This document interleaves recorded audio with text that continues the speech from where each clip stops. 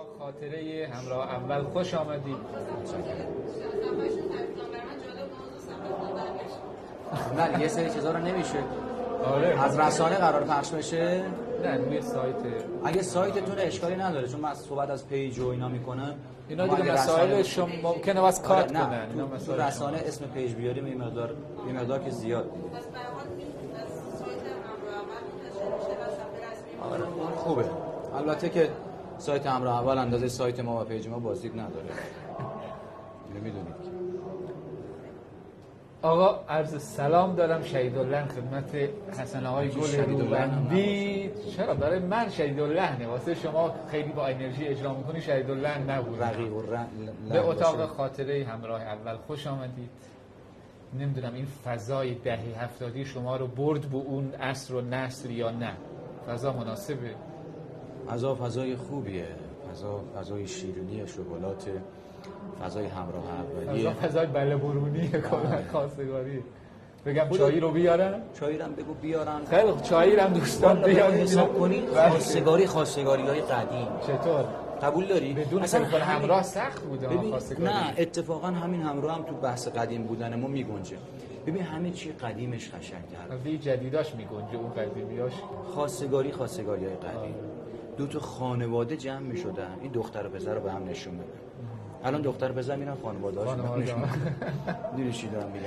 بله. یعنی گفته بود که چایی آورده بودن، گفته بود واسه من تو لیوان خودم بریزید. بله دیگه. یا اینکه بابای دختر جوراباش پای پسر دیده تو مراسم خواستگاری. این کی اومده پیچونده برده. آقا اولین تلفن همراهت کی به دستت رسید؟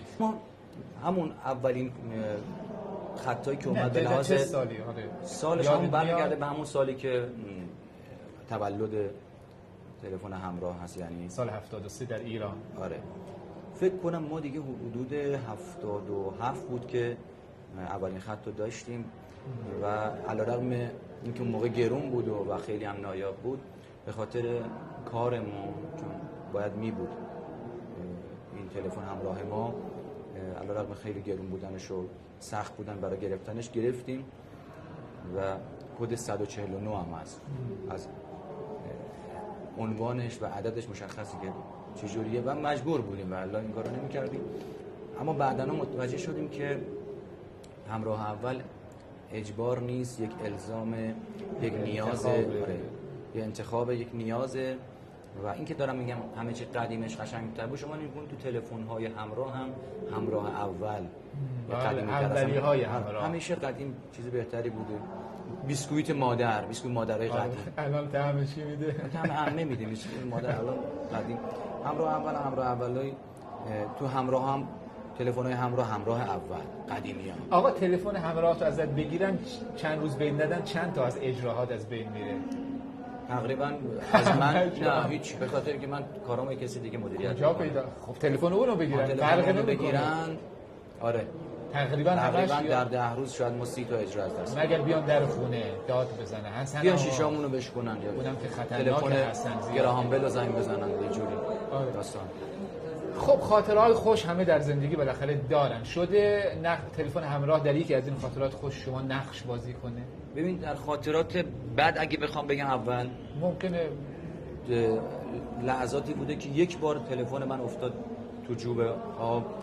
پسرخاله من تو دیگ شعله مشهد افتاده. دیگ آب شعله مشهدی. آره تلفن همراه من تقریبا ببین همین شکلی هم بود. تقریبا همین شکلی هم بود، یعنی اصلا همین بود. اصلا خودش قابل نداره. عکسش کوچیکه، نه نشون بده. ببخشید من عکس مقوایی میخوام چیکار؟ عیب نداره. کاغذ همین الان شما باج مشخصه. شما اگه مثلا همین الان به من صفرش هم بدی دیگه کارایی نداره غیر از یه اس ام اس و تلفن بتونی بزنی. خطش کارایی داره، گوشیش کارایی از دست. اون موقع هم گوشی اندازه پاره آجر بود، یادته که خیلی بزرگ بود، دوگانه سوز بود، هم گوش میکوبیدن هم صحبت میکردن، هم دعوا تو دعوا گاهی اوقات هم که مثلا عرضم به حضورتون که افتاد تو جوب، خیلی حالم گرفته شد. منتها مثل الان تو گوشی‌ها انقدر اطلاعات نبود. این من معرفی کردم. آره بیرون هم اجرا هست اینا. بیرون هم اجرا بکنم الان چون اینجا تنها میشین و حوصله سر نمیره. البته که با همراه اول الان از این اپلیکیشن هنرمندان ستاره ها صداتون زدن، برنامه دارید اونجا؟ من که ستاره نیستم، حسنم. یکی از مسیرهای شما الان ستاره‌ای؟ نه سیارم نیستیم، راه چشمکی میزنیم به هر حال. اما خب ستاره ها رو دست تو جیب ببری ببینی تلفنت نیست چه حسی داری؟ حس بدیه. میگم خیلی برای مرد ترسناکه وقتی دست تو جیبش بکنه و موبایلش رو پیدا نکنه و از اون ترسناک‌تر اینکه موبایلش دست خانومش بره. آقا چون میدونن عجله داری این سیم کارت همراه اول اینم یه هدیه دیگه. خجالت ما اومدیم 2 دقیقه خودتون رو ببینیم. همش دیدید آقا 2 دقیقه بیشتر شد. بقیه هم میخوام شما رو ببینن. ارادت داریم. سلامت باشید. هیچ کس تنها نیست. همراه اول.